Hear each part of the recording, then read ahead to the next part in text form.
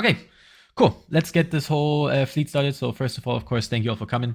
We are covering the topic of, I posted everywhere, but just to be 100% certain, it's about 1v1 PvP engagements in faction warfare. We're going to be focusing on T1 frigates today. There's all kinds of engagement profiles depending on what ship you're flying. So you could be a T1 frigate looking to fight other T1 frigates. You could be a Navy frigate, which, for example, the Federation Navy Comet or the Firetail, looking to fight other Navy ships, or you could be a pirate frigate or even a destroyer or a cruiser, you know. But the thing to keep in mind is the T1 frigates, or actually Navy frigates at the moment, are the most common ships that are flown around the war zone. So the chance of actually getting a fight is higher the smaller your ship is. So especially a fair fight, you know, because chances are if you bring a cruiser, for example, to faction warfare, people will have hardy eyes for your kill mail, and maybe they come with 3 or 4 really, really fast frigates that you can't deal with, or they come with a whole fleet and completely murder you without you actually getting a good fight. So rule of thumb is the smaller your ship, the higher the chance of a, in quotation marks, a fair fight, and also the higher chance of getting an actual fight. Yeah, so very first thing that we should cover is why faction warfare and what is different in faction warfare to make it such a big topic. If you're not familiar with the faction warfare mechanics, there's certain sites in LowSec. I'll just go over to LowSec to show you real quick. Let me also start my stream. No, not the EVE launcher. Here we go. I am streaming this in the Discord, so if you want to have a look, feel free to. I'll just go over to Hysera to show you what I mean. In faction warfare, LowSec, it's a little bit to normal LowSec. Normal LowSec just has, you know, if you look at the probe scanner window here in the top left, it has the Garden Scalar, which is like the event site right now, and it would have some of these, maybe some cosmic signatures. So LowSec is basically just high-sec with more dangers. But faction warfare LowSec is a little different because it adds a different dynamic to the whole setup, which are, if you look at my probe scanner window right now, there's all these things called Kaldari large outpost, Kaldari medium, novice, open, small outposts. Basically, we call these complexes, or if you're a little bit familiar with it, we call them plexes. So for the future in this fleet, I'll just be calling these plexes. So I'm not talking about the in-game currency. I'm talking about the complexes in faction warfare, just so you know. And these plexes are really cool because they're used by faction warfare people to basically flip the system. Which, just to give you a quick idea, flipping a system means taking the system away from the enemy state. Let's call it that, the enemy state, or the enemy...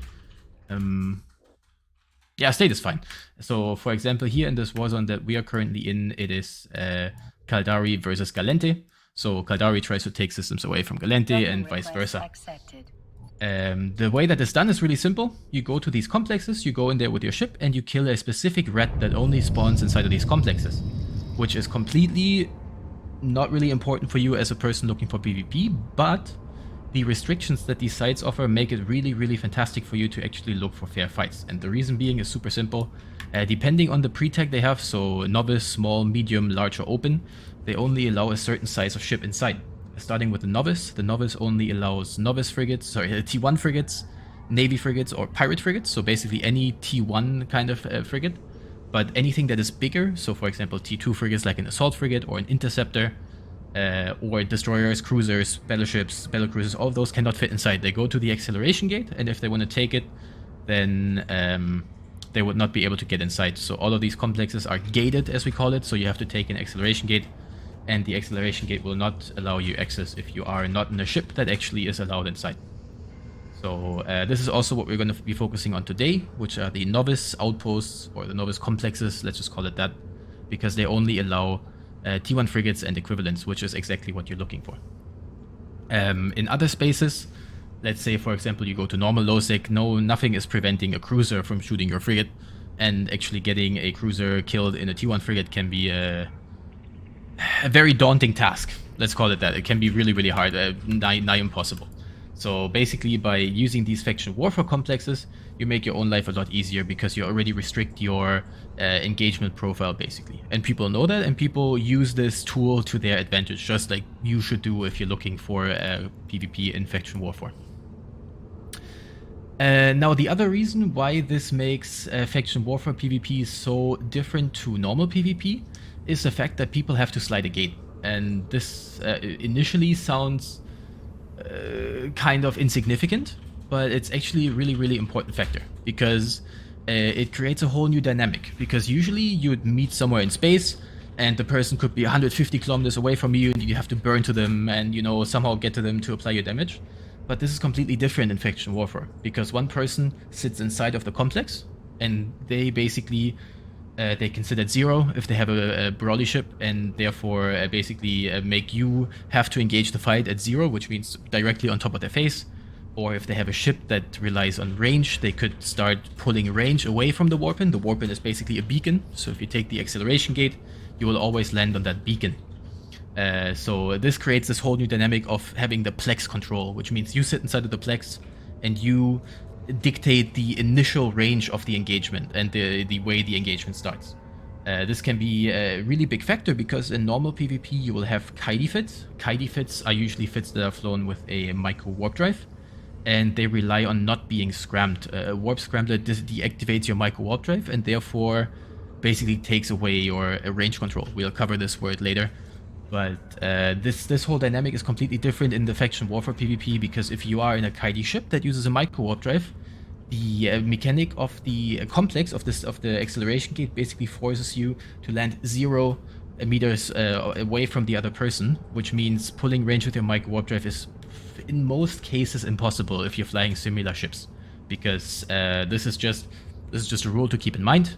If you're sitting 0 meters on the beacon inside of a complex and a Kiting ship goes inside of this complex and tries to burn away from you, as long as you are fast, you have your micro warp drive, sorry, your afterburner running, you have your scrambler and your webifier, which are usually on your ship. If those are heated and ready to go, and you get the lock on the enemy ship as fast as possible, they will not get outside of your range, of your scram and web range, before you can lock them and actually apply them. This is just a rule of thumb to give you an idea, and this is why the whole dynamic in faction warfare complexes is completely different from other spaces. So this is a little bit of a complex topic to start with, so if you have any questions concerning what I just said, feel free to ask, and then we'll continue from there.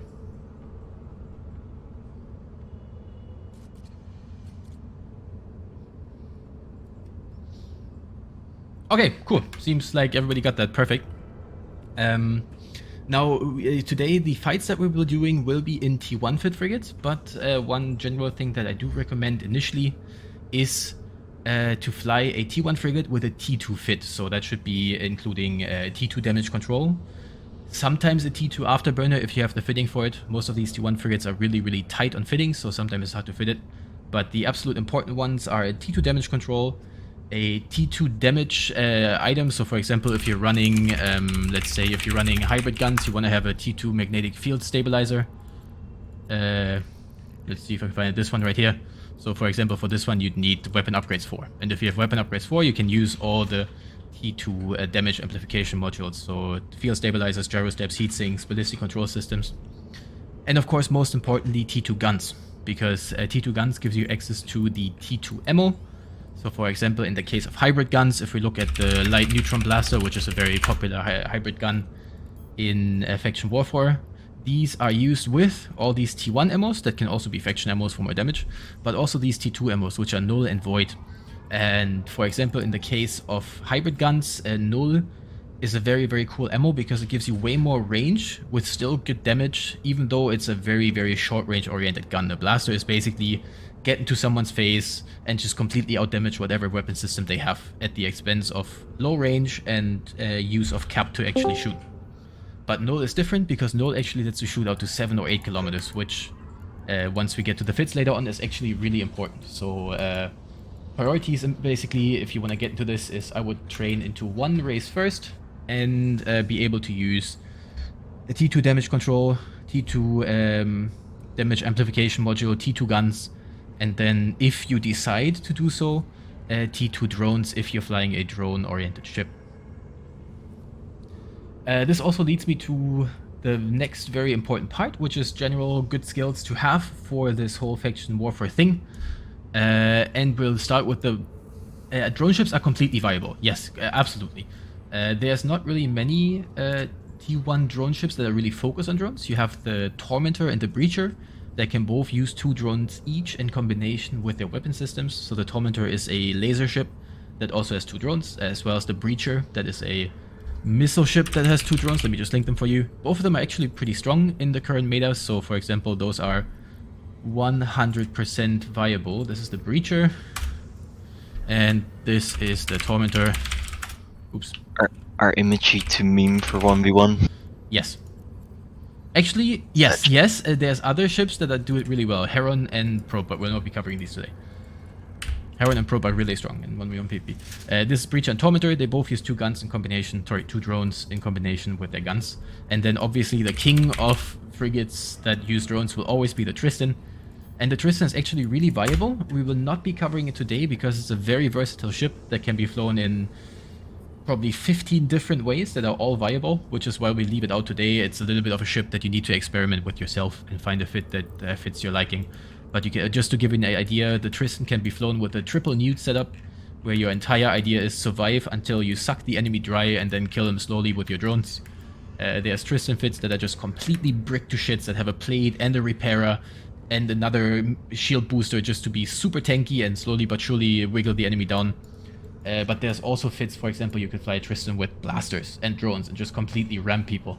So there's lots of ways to fit a Tristan, and most of them are actually viable. The thing though with drones is, before I get into the whole good to have skills, the thing with drones is there's a lot of skills to make them efficient. You need the light drones to T2, because T1 drones really, they're shit, let's be honest. T1 drones are really shit. You need T2 drones if you want to do drone focused ships.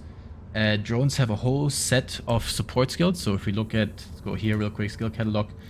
If you look at drones, you have, you need this light drone operation to 5. Then there are all these ratio specializations which increase your damage by 2% per level. But then also you have drone durability, interfacing, avionics, navigation, sharpshooting. All of these are actually important to make your drones viable. Especially, for example, interfacing, which gives you a 10% damage bonus per level, which is obviously huge. The whole skill increases your whole damage output by 50%. So if you are short on skill points, I would not recommend starting with drone skills, but instead focusing on ships that maybe don't use drones at all. Okay, good to have skills. Let me leave this open right away.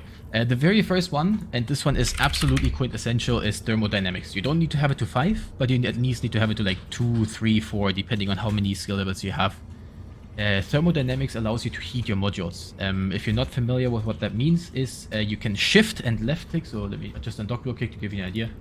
You can hold shift and left click on a module, and it will overheat it. So for example, if I shift left click here on my micro warp drive, this green bar will turn neon green, and now my module is overheated. And the difference is, if you look at the max velocity right now, it's 3021. If I overheat the module, the max velocity goes to 4326. That's a 1300 meters per second increase.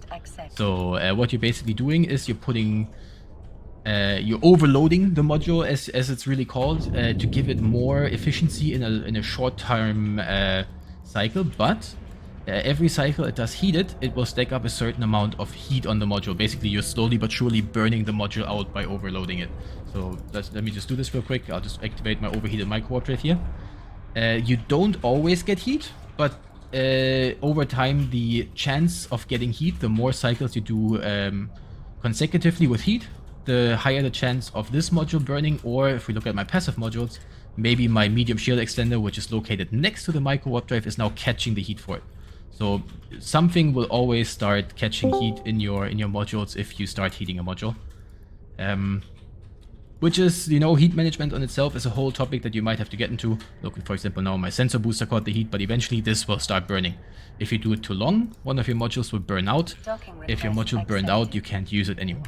So this is really important. Don't try to burn out your modules. Get a feel for heat management later on. But heat is a huge thing in faction warfare PvP, because faction warfare, especially the frigate PvP, is kind of like the best real life equivalent I can think of is drag racing, where you really get the absolute maximum out of your ship for a short amount of time. Most frigate engagements last anywhere from, I'd say, 10 to 35 seconds. So heating in this short time frame is absolutely quintessential for you to win your fight. The most popular modules that you want to heat on a fit, let me just get into an example fit to give you an idea. I have a couple here. Let's say we're flying in Curses today. These are completely very similar on all fits. The modules that you always want to heat are the guns, because guns burn comparatively slowly and they give you a flat damage increase. Dealing more damage, your enemy dies faster, no-brainer, absolute no-brainer. The same goes with your armor repairer. In faction warfare, you usually just use auxiliary armor repairers because they give you more EHP per second for a short amount of time, which, as we just covered, frigate PvP is really short-term oriented. That's why you want to use the auxiliary modules, which give you more EHP per second for the first 30, 40, 50 seconds of the engagement. And you always want to heat this. And the reason is super simple. Let's load some nanite in this. If you look at this, currently unheated, the module repairs 215 HP every 4.5 seconds. But if you heat the module, it actually repairs more per cycle, a flat 10% actually more per cycle. So heating the module will mean that you get 10% more reps out of your repairer just by heating it. Not because it cycles faster, which is also really important, but once your nanite in the, so right now I have 8 nanite charges in this repairer, it uses 1 per cycle. And once those nanites are out, once it runs out of nanite, it cycles without the nanite and repairs a significant amount less. So without nanite now it repairs 79 HP. So basically your objective is running it heated and running it only when you really need to repair to get the most amount of reps out of your repairer without over repping and without running out of nanite. Those are the 2 objectives. And the third modules that sometimes you need to heat are the mid slots. So for example, AB is the same as micro warp drive. By default, this goes 1200 meters per second, but if I heat it, it goes 1600, which is a huge difference. So heating your AB, if you have the heat in your mid slots, so for example, if you don't need to heat your scram and your web, you would only heat your scram and your web if someone is pulling range of you, if someone's burning away and you want to keep them scrammed. So let's say your enemy is for some reason at 8,000 meters or 9,000 meters, then you can heat your scram to make sure that they're still scrammed by your module. If you don't have to do that, if the person is sitting on top of you, for example, you can instead use the heat on your AB to make sure that you're faster than the enemy. And being faster, which is a topic that we'll cover later, is the absolute, probably the most important thing in faction warfare. Being fast is really, really, really big. Which also brings me to the second most important skill role after Thermodynamics, which is navigation. Something that is completely undervalued by new pilots. Navigation basically gives you more speed. That can be mostly more speed and less cap usage for your afterburner or micro warp drive ships. Ship modules, sorry, that's what I mean. So really, really important skills if you're just starting out are, for example, acceleration control. As you can see, this gives you a 5% speed bonus on afterburner and micro warp drives per skill level. So having 5 levels in acceleration control makes it 25% faster. Then, of course, navigation, which is the same thing. Your ship is 5% faster if you're not in warp. So this one and this one together give you a 50% speed bonus if you are not using your warp drive, if you're not warping, and if you are on grid using an AB, an afterburner, or a micro warp drive.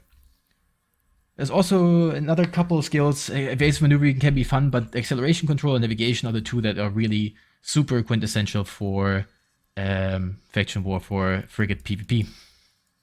Yeah, 5% is a lot. 5% is the difference between you out-controlling your enemy or him out-controlling you. So it can be a big difference. And then one thing that's also important, spaceship command makes your... this is agility. Okay, yeah, this is not that important. So this is really the agility is nice to have, but it's not that important for really the faction warfare. It's mostly these 2 skills. And then, of course, the ones that are like second priority is having the frigate of your choice. So let's say you're low on skill points and you want to start with one faction, which is what I usually recommend. Let's say you're training Kaldari frigates, so you can use the Condor and the Kestrel, for example, because both of those are missile focused. Then your Kaldari frigate skill is really important because it gives you a flat damage bonus or tank bonus sometimes per level, as well as then, of course, the according missile or gunnery skills. So let's pretend we're training Kaldari. So Condor and Kestrel would both with missiles. You'd go into your missile skills.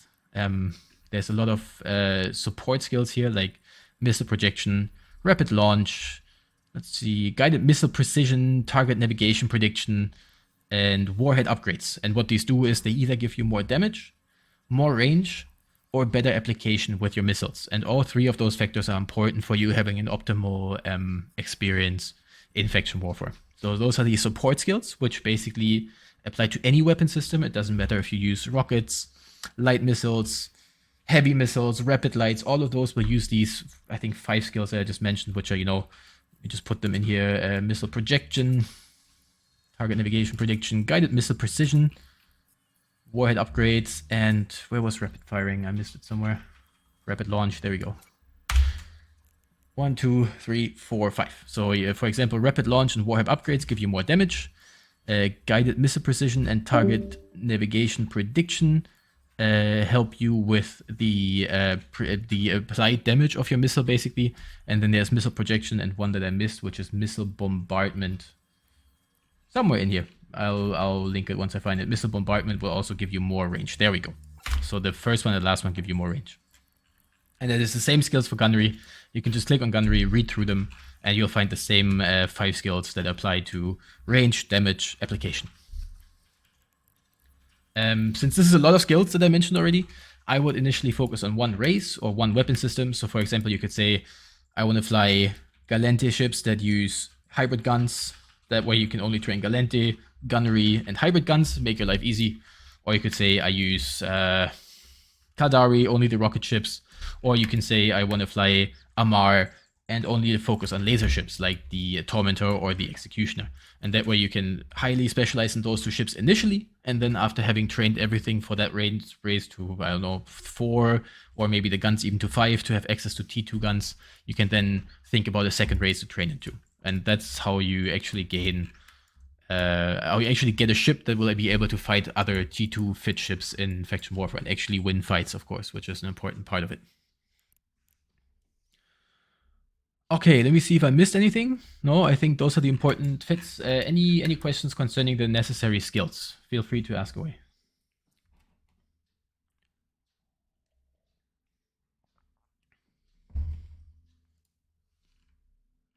No? All good? Okay. It's a whole lot of skills to train here. Yes. I know. It's a lot of things you need to train, and you shouldn't stress it. This is only really important for you if you really enjoy this kind of PvP. But as I said, especially these support skills that I mentioned that apply to every weapon system, those are important even for normal fleets. If you just go to a normal fleet, you train up warhead upgrades and rapid launch, all your ships will suddenly do 20% more damage, which feels great. Killing things faster is always great. It's great for your C. It feels great for you because your alpha that you apply, your damage is super big. Ludmilla, there's no definite answer to that.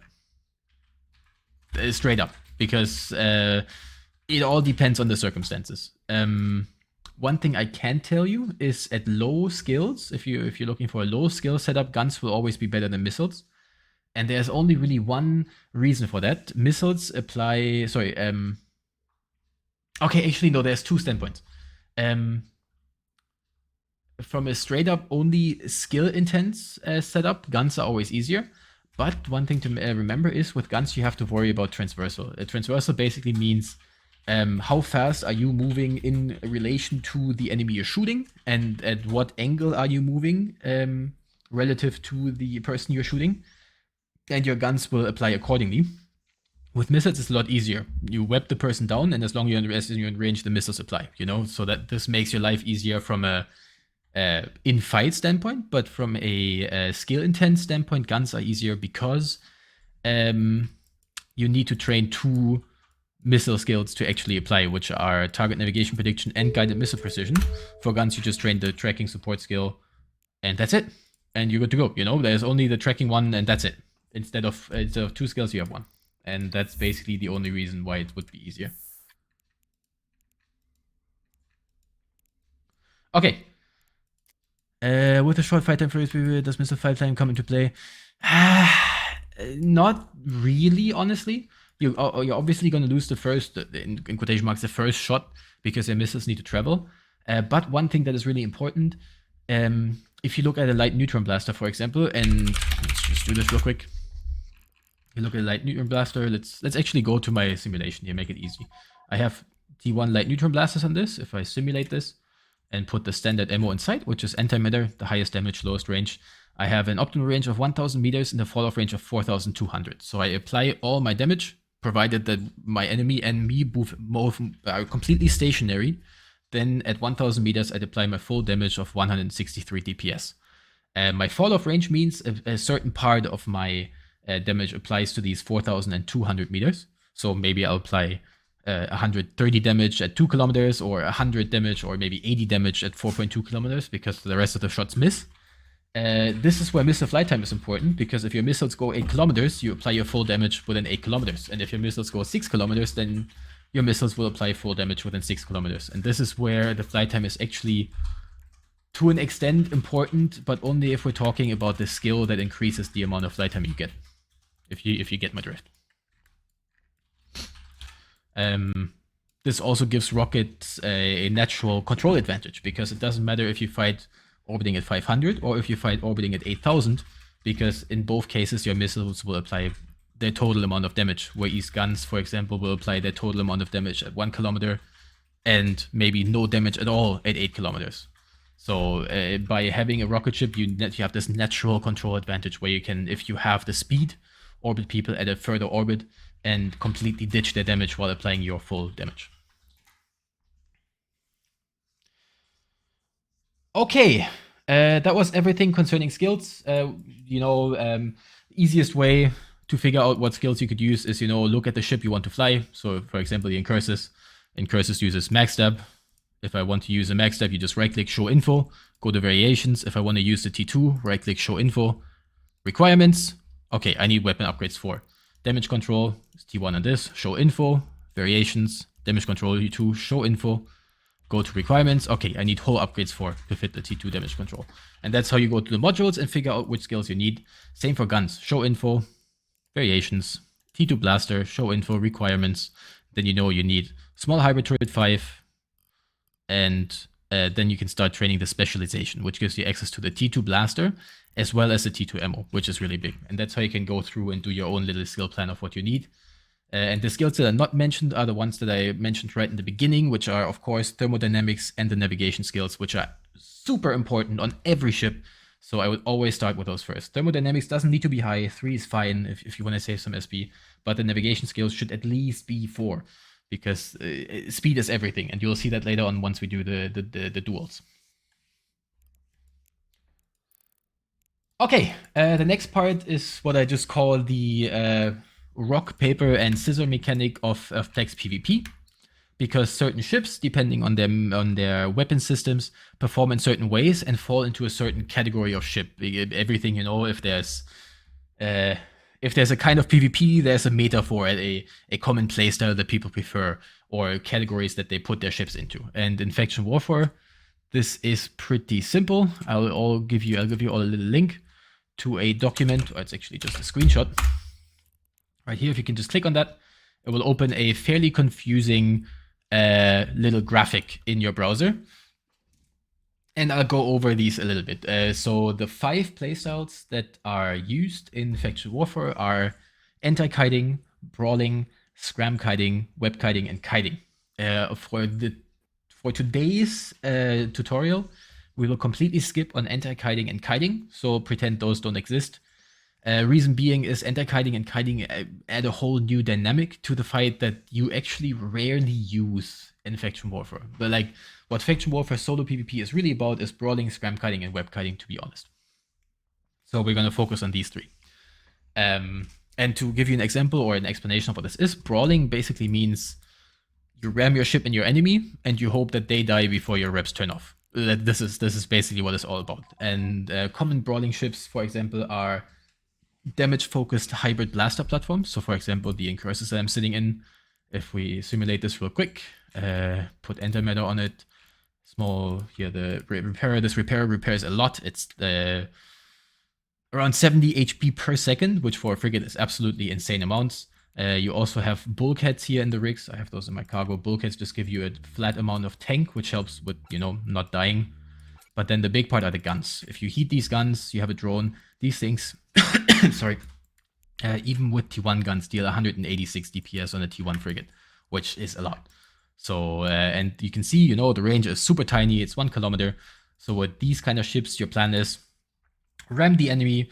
Maybe if they're moving really fast, you can keep them at range 500, for example, to completely mitigate any kind of angular movement, to just approach them, ram your guns into their face, and apply as much damage as possible. That's Brawling. And Brawling, again, it focuses on high damage, enough tank to survive until your high damage applies. And Brawlers, usually, if they sit inside of a Plex, they aim to sit at 0, because they want the fight to happen at 0. So if you happen to have Plex control, if you start the fight in the Plex, you want the fight to be at 0, you start at 0. Common Brawlers are the Incursus. And if we're looking at the ships we're using today, the Atron, for example, is also a Brawler. The Atron is faster, but squishier, so it dies faster, but it also has way more speed to make sure that they can stay close to the enemy. Or, for example, also a very common Brawler is the Rifter. The Rifter is very tanky. It deals way less damage than the other one, so it basically looks to out-tank the enemies while still applying damage. But it's the same idea. You get close to the enemy, apply as much damage as you can, and kill them before you die. Scram Kiting is the second one we're going to cover. Scram Kiting basically means that you can apply your damage within scram range. So scram range, if you look at the Warp Scrambler, is with this one usually it's 7.5 kilometers of range. So Scram Kiters try to operate in this range. This doesn't mean they have to stay at 7,500, but it's more ships that have some flexibility. Let's call it that. Because depending on what you fight, so for example, if you fight another Brawler, as we just covered, Brawlers want to be close. So Scram Kiters, for example, the Breacher, that's missile fits are really, really common Scram Kiters, and I'll explain in a second why. If you look at missiles, the normal Navy rockets have a range of 10 kilometers. So as long as you're inside of 10 kilometers, you can really do whatever the fuck you want. You will apply your full damage. There's some exceptions, but let's just say it like that. So let's pretend you're fighting a blaster ship. Then you could orbit, for example, at 7,500 meters and apply your full damage while they scramble to get in range of you. Or now the opposite case, if you're fighting a ship that has, let's say, for example, beam lasers. Beam lasers have lots of range, but really bad tracking, which means the best case of action against them is actually to get close to them and orbit them at 500 meters, because your ship moves that fast and at that high of an angular velocity that the beam lasers can't track you. And the Breacher does the best in both of these worlds, for example, because it can either orbit at 7.5 and mitigate the damage of a Brawler, or it can orbit at 500 and mitigate the damage of a ship that has a lot of range and by default would tear you apart at 7,500 meters, for example. So Scram Kiting is basically a very flexible ship that focuses on applying a certain amount of damage more or less at all ranges within the Scram range, and usually also has a good amount of tank. Another example of a Scram Kiter, actually, now this is funny because this does both, is the Atron. The Atron is a Brawler, but also kind of a Scram Kiter, because the Atron, if you look at the info of the ship, it gets a 10% bonus to hybrid turret fall-off damage. So by default, you of course want to stay close and apply all of your damage. But now, if an Atron, for example, fights an Incursus, by default, the Atron would lose. And the reason is they both excel at short range, but the Incursus is way tankier. If we look at the base HP, this one is at 2,300 EHP, but the Incursus, even without wrapping at all, is 3,000 EHP. So it has 700 EHP more, and then on top it gets a repair bonus. If we look at the ship, here we go, 7.5% bonus to armor repair amount. So at 500 meters, the Incursus will always win against the Atron, because they use the same guns, they deal the same damage, but the Incursus outtanks the Atron. So what the Atron can do is it can Scram Kite the Incursus. It can load a higher range ammo. Let's, for example, in T1 case, let's go with Iridium. And with Iridium, you shoot anywhere from 2.5 to 7.2 kilometers. Whereas the Incursus, let's pretend we use the same ammo. Iridium, the Incursus with Iridium only shoots out to 5.7 kilometers. That gives you 2 kilometer range, where the Incursus deals absolutely no damage, where you are still hammering it. This is the kind of idea. So the Atron usually is a Brawler, but it can also be a Scram Kiter, just to give you an idea. And then the third kind of ship in this list is the Web Kiter. Web Kiters are not that common, but they're actually really strong. Two examples of Web Kiters are, for example, an Executioner with beam lasers, the ones I mentioned before, which have high range, high damage, but bad tracking. And with these, you just want to keep the enemy at range, usually you do that against weapon systems that are short-ranged. So, if, for example, against blasters, against autocannons, you keep people at range at 10 kilometers, for example. Then you can load an ammo that applies within 10 kilometers. So, for example, let's say Gamma. Gamma applies 9 to 13 kilometers in this case, and then you can keep people at range at 10 kilometers. They don't apply that damage, they burn straight into you, because keeping it at range means you don't orbit. You just burn in a straight line away from them, and if they try to orbit you, or if they try to approach you, they approach you in a straight line. It's kind of like if you do missions, for example, if you MJD, if you micro jump drive away from the rats, they will burn in a straight line to you. And your guns apply better that way, basically. If you've used sentry guns, or if you use guns in missions, you probably experienced this before. And web kiters usually use a warp disruptor instead of a warp scrambler, because a warp disruptor has more range. So, for example, this web has a range of 10 kilometers or 13 kilometers if heated. So you want to make sure that your warp disruptor or your disruption model can keep up with that range. So you could, for example, use this enduring warp disruptor that has 20 kilometers range. And then you don't have any sweat of needing to heat the scram all the time, because if you heat the scram and the web, you build up so much medium slot heat that one of these will eventually burn out, and you want to prevent that, of course. So this is one of the web kiters that basically uses their high speed, they're pretty fast, the executioner, to keep at range and mitigate damage. But then another idea of web kiting, for example, could be the Kestrel. And the Kestrel in faction warfare is flown not with a shield tank like you would think, but instead with an armored tank and 2 webs. 2 webs always means you are faster than your enemy, because he usually runs 1 web. If you run 2 webs, obviously you're faster than your enemy. So that way you can almost guarantee that you're pulling range. And then the second upside of the Kestrel is it gets a max velocity bonus to missile and rocket range. So even with the rockets, which are the weapon system to go here, if you load Navy in these, they go a total range of 15 kilometers, which is really, really big. So the Breacher, for example, only has 9.5 kilometers with the same missiles, but the Kestrel, because of its bonus, gets 15 kilometers. So anywhere within 15 kilometers, you'll apply your full damage, which is, of course, a big, big difference. And gives you more ways of mitigating damage from your enemy. And that's why, on this one, you heat the webs. If you, of course, if you're fighting a blaster boat, for example, you don't need to pull to 13 kilometers. Blasters apply to 5 kilometers. So as long as you keep a range, I don't know, 7.5 or 10, you'll be completely fine. You don't need to go all the way to the maximum. You only need to go as far as the engagement basically needs you to go. So just to give you an idea of what these fits are. And what I mean with rock, paper, scissors is, to come back to the beginning of this conversation, is super simple. Some fits beat other fits. But, and this is the most important part, this all depends on your control. And control is just a very generalized word to basically say which person dictates the engagement. And by dictating the engagement, I mean dictating the range of the engagement. Because as you probably have picked up by now through all this babbling, if you can dictate how far you are away from your enemy and use your weapon systems to their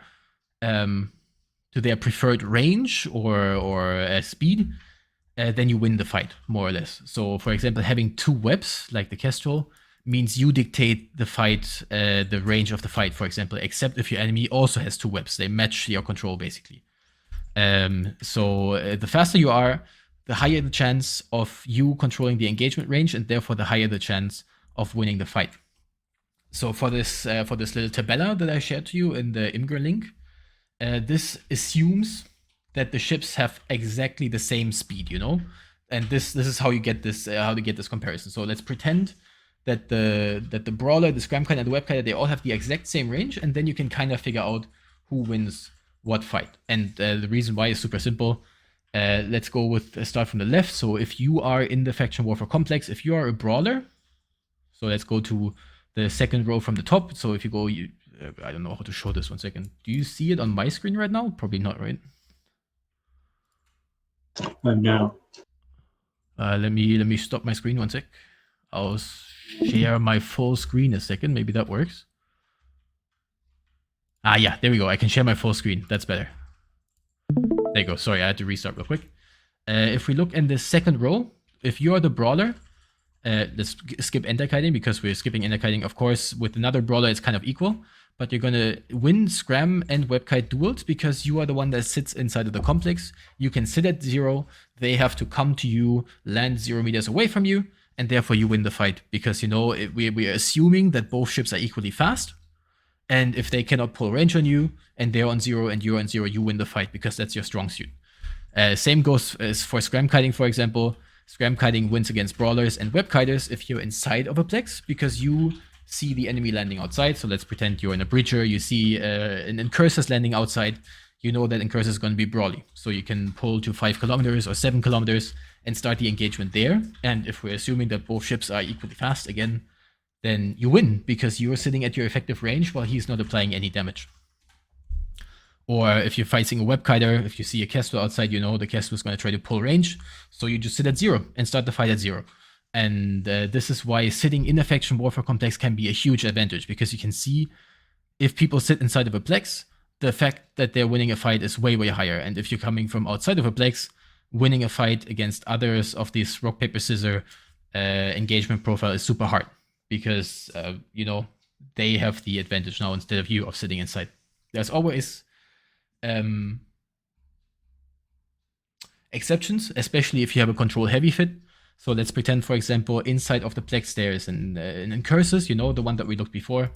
The Incursus goes 1200 meters per second, but it only has 1 web. If I now take my Kestrel and slide at him, the Kestrel goes a little slower, but it has 2 webs. So it makes the Incursus twice as... yes, I have that link, and I'll link it later, Visco, no worries. Because of your 2 webs, you are effectively moving twice as fast as the Incursus, so you will be pulling range. So initially, you'll take a beating from the blasters, but as long as you heat your AB, pull range, eventually the Incursus will not deal any damage to you anymore. And even though you slid on someone, then you win, because you had the control advantage. And this is why control is king in any faction warfare fight.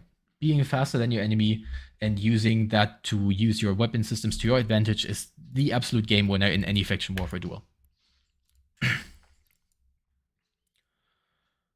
Okay. Any questions? That was a lot of talking, I know. So as always, feel free to ask away.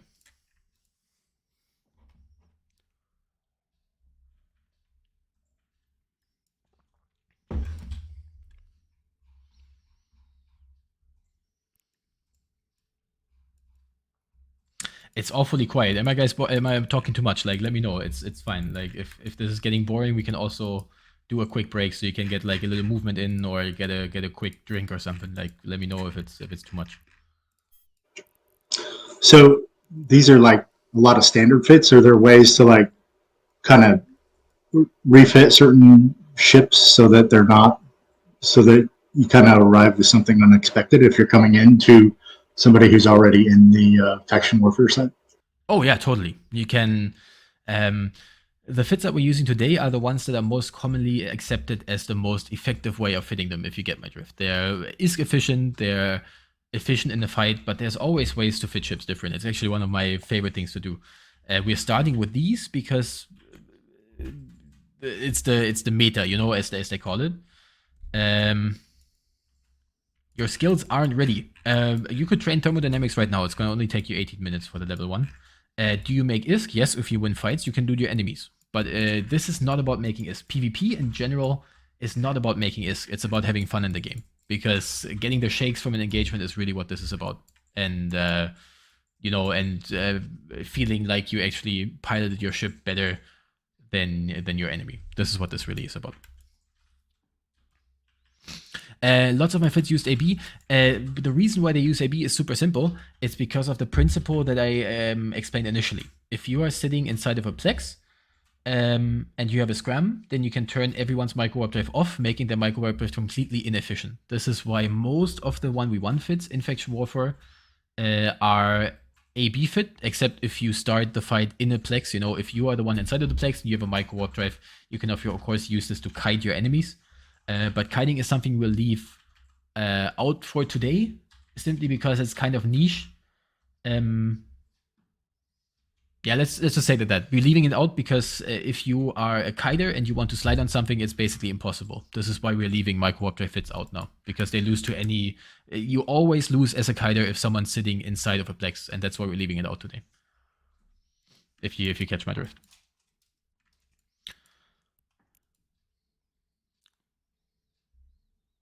Okay, one thing that's important initially, of course, you'll be kind of lost because you know, you don't really know what you're fighting. You don't really know what ships are good at, but there's ways to educate yourself. So let me just open this. Where is it? Right here.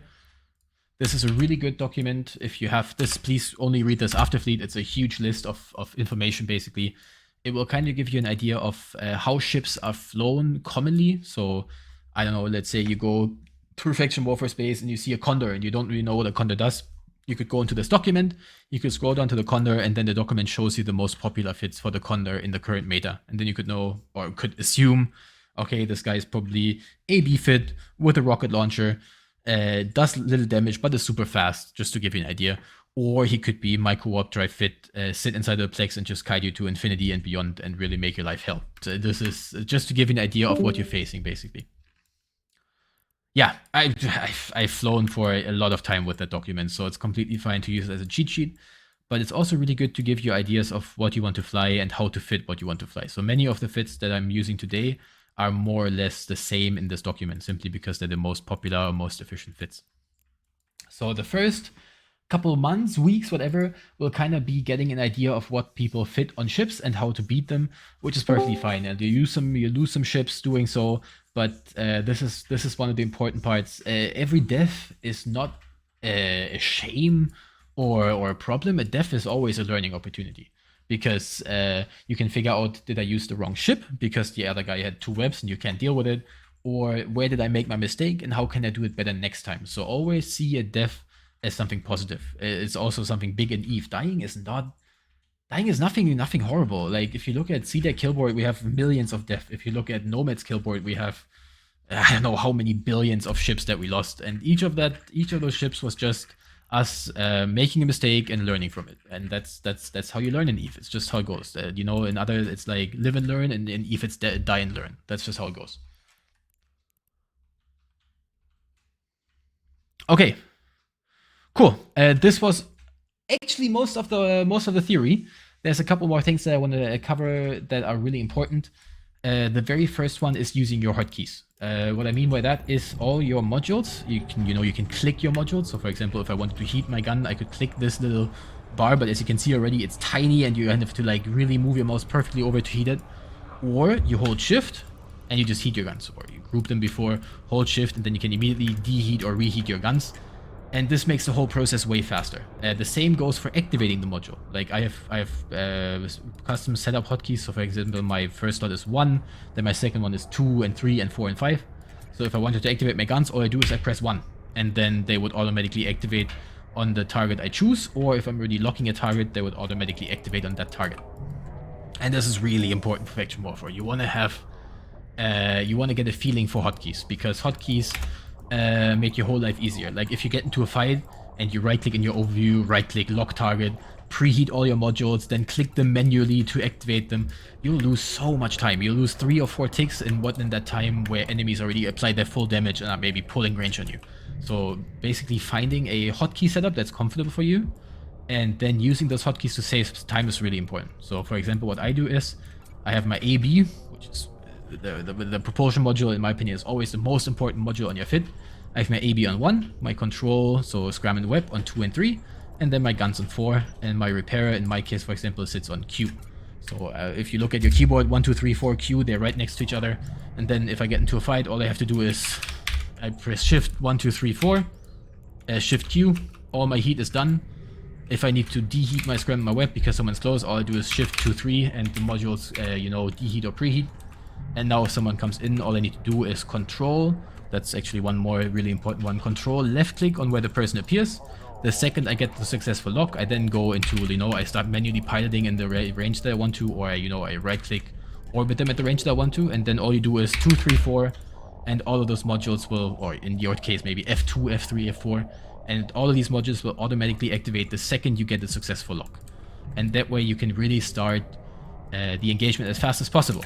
Because, as I said, it's a drag race. If you start a second late, the drag's over for you. If you start a second late, you're never gonna catch up to your enemy, except if you fly a ship that's or in this case, drive a car that's 10 times faster than the enemies.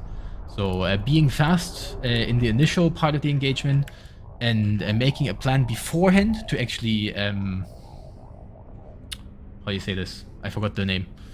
Making a plan and then acting on said plan to mitigate, like going into the Plex and you're being like, oh my god, what am I supposed to do? I don't know.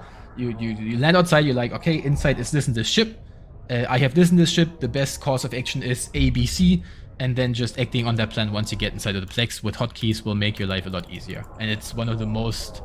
It's going to be really rough right in the beginning, but it will really give you optimal performance once you have done a couple dozen or whatever fights and you really get the hang of it. You'll see that this actually might win you a fight. You might face an enemy that is really new themselves, and they don't use hotkeys, and you win the fight just because of that. Because you get maybe 3 ticks where you're already applying full damage while they're still scrambling to find their buttons and heat them.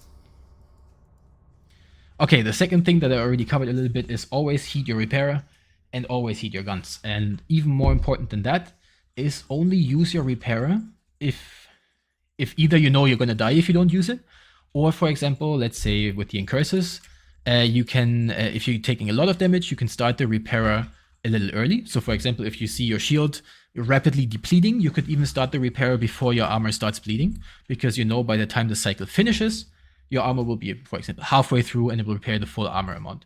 So this is, for example, if you face a lot of damage, you can pre-rep the damage basically, because armor repairers repair at the end of the cycle. So if you started a little early and getting a feel for that might be the difference between life and death. If you're facing a little amount of damage, so let's say an enemy is web kiting you, for example, this executioner doesn't deal a lot of damage. If you're facing an executioner and you want to rep optimally, you could, this is actually something really important, you could manually cycle the rep. So instead of just, let's undock real quick. So instead of just, activating the rep and letting it cycle like this, like you normally do in PvE, for example, you wait until you take damage, then cycle it once and immediately decycle it. And that way it reps one cycle, and then afterwards stops, and then you can manually reuse it. This is a really, really common practice in solo PvP, because you don't want to over-rep. Repping takes cap. All of these fits are super, super tight on cap, so if you permanently rep, you'll need yourself out. And as I said before, if we load Nanite into these, you have exactly 8 cycles of repair before the repairer only repairs for a third of the amount that it did before. So you want to make sure that you use each of these cycles with heat A and B to its full efficiency if possible, well, by not over-repping. So this is kind of the micro control that you have to get into when you do this PvP. Make sure that you use the repairer to its full efficiency. And then the heat control is obviously important on the mid slots as well. So your AB, your Scram and Web, which I covered before. AB is really important. If you know that you're facing a ship that's faster than you, the difference between heating your AB and not heating your AB could be that you get pulled range on and don't apply your damage, or someone actually is able to ram you even though you don't want them to do that. So heating your AB if it's necessary, almost always actually, is helpful. So for example, you could start by heating your AB in the initial part of the engagement, and then if you figure out that you're way faster than your enemy, then you could decycle the heat on your AB and see if you're still out controlling them, because you don't want to heat without purpose. This is always really important. Only heat if you need it. Same goes for Scram and Web. If you're at 500 meters away, you never want to heat your Scram and your Web, because the only thing it does is give you more range. So you only heat them if you really need the range on them.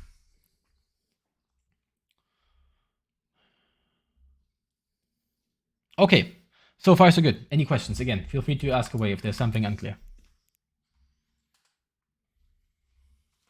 Is it ever a good idea to engage outside the Plex with an AB fit? If you're not lurk, no. It depends. It depends on what system you're in, honestly. In Tama, usually no, for example. But if you're on a system, there's 2 people on local, and there's another. If the big thing here important is, do you see if the other person is micro warp drive fit, and are they a ship that is usually kitey? If A, they micro warp drive fit, and B, you expect them to be kitey, it's always a bad idea, because they'll kite the ever living shit out of you. But if you expect them to be AB and they are also looking for a fight and you're landing next to each other, you might as well. But I would slide, Cool. honestly. I would rather slide because it always gives you added extra layer of security. Because either they slide and then you get the same fight, or they don't slide and then you can be suspicious because either they're trying to blob you, or they're trying to blob you, most likely, or they're Kaidi and you just escaped certain death. You know, Yep. So sliding is always good. Awesome. Oh, sorry. Sliding means taking the acceleration gate into the complex. It's a common term used. So sliding means if you sit outside of a Novice Outpost, you know, let me just go there so you can see it. If you land at one of these Novice Outposts, you land in the acceleration gate, and you can either fight outside of the Plex, which means on the grid with the acceleration gate, or you take the acceleration gate into the complex, and that term is called sliding. Active. So let's just go there real quick to show you. It's gonna take a minute. So you get an idea of what these things actually look like. And since we're traveling already, this is also the last thing we're going to cover before we go into our little duels that we're going to do against each other. Just find a close one. I'm just going to medium because it's the closest one, but they all look the same. So it doesn't matter if you go to a medium, a small, a novice. They all look the same, so we'll just go to medium one to show you. So, Well, all of them. yeah, except the open. But the open, you know, open is something different. So as you can see, you know, the beacon of this medium is actually here inside. But what we're landing on is the initial, this is the outside of the Plex. So you're landing at this acceleration gate. And on the outside of the Plex, everyone can warp there. Like you could even warp a Titan here. A Titan could fight outside. But once you take this gate, only the ships that are allowed inside can actually take this acceleration gate. So How close do you have to be to take the gate? 100 kilometers. Huh. You can slide the gate within a 100-kilometer radius. And inside, you can only get to this inside of the Plex if your ship is small enough to actually take the gate. So since we just slid a medium, the only things that could come into medium are T1 cruisers, and then anything that's smaller than a T1 cruiser. In a novice, you know, it's only T1 frigates, Navy frigates, and faction frigates that can actually take that gate. And this is what actually gives you the security of getting a more fair fight. Drive active. Okay, one last thing that we're going to cover. Finding content. Because obviously, you know, you can just sit in the Plex and wait for hours until someone comes. But going to an active area of space, or actually actively going from system to system and looking through the Plexes where people would be fighting with your kind of ship size, will increase the amount of fights you get. So the first thing is using your in-game map. You can open this by pressing F10. This will open your in-game map. The first thing you should do is go to this second icon from the left here, color by, and then scrolling down to the category Geography and Statistics, and then going to Average Pilots in Space in the last 30 minutes. This is something super common that's also used for hunting, for example. And now the map will be colored by the amount of people in system. So you can see, for example, Hysera has 1 pilot that's currently undocked, whereas Osio, which is Hisek, of course not important for us, 29 pilots undocked. But for example, now if you're looking for content, you can start scrolling through. So this is the way into low 6. We go Hasmi Jala. You can see Nagamanen has a pilot, Oto has a pilot, Suchirento has 2 pilots, and then Tama, for example, has 10 pilots. So you know, in Tama, something's going on. There's 10 people out, so probably something's going on. Or if you go down to Devon, 2 pilots, Fleet 1 pilot, Hidilis 4, Abun 3. These are the systems you want to check, because 3 to 4 people means there's no big fleet that will really fuck you up.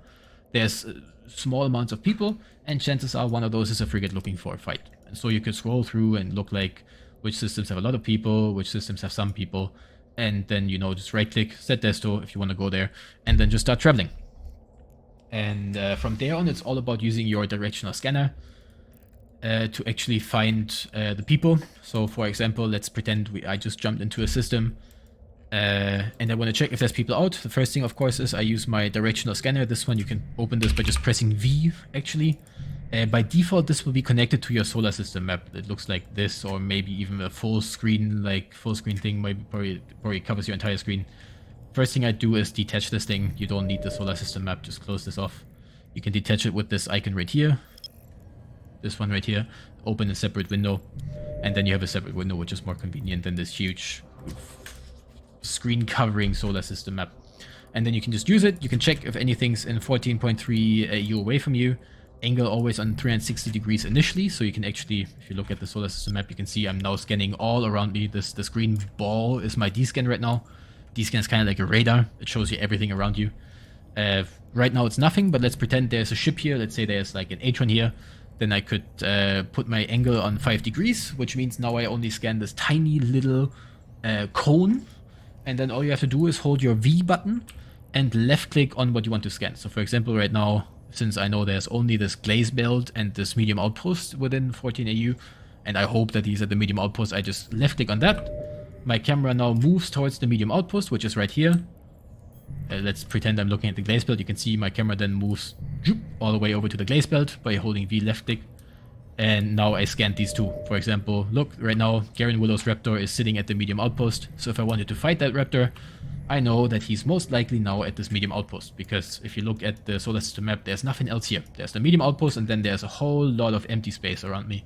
So I just, I just warp over there at usually at 10, because you don't want to warp at 0. 0 will get you stuck in the gate, in the acceleration gate, so I warp at 10.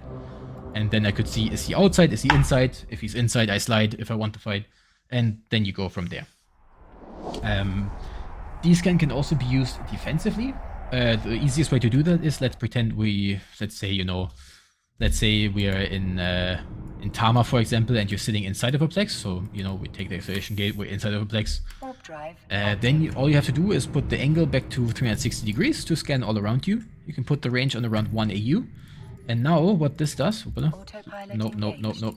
Jesus, there you go. What this does, it scans a really, really tiny ball just around... This is where we were before, by the way. So it's really a small ball of space just around the complex you're currently sitting in.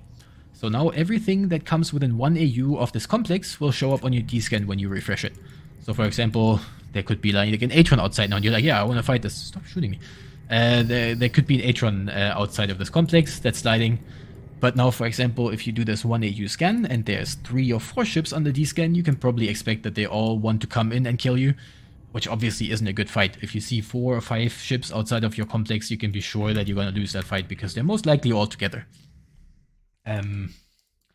So that way you can, if you sit inside, you can use this defensively, just spam it, see if there's someone coming in. If it's more than 1, you can leave to not get blobbed, as we call it. But you can also use it offensively, as I just showed before, to check for people out in space. With a 14.3 AU and 5 degree angle. You could decrease the range as well, but that's too advanced, honestly, for this. There's usually only like 5 or 6 plexes per system. So just holding your V, left click, and going through them once is actually super simple. Getting a hang of that is super easy. You just travel through LowSig. If you see a ship on your 14.3 AU, 360 degree angle ship radius, then you can put the angle to 5 and just start scanning in your probe scanner window.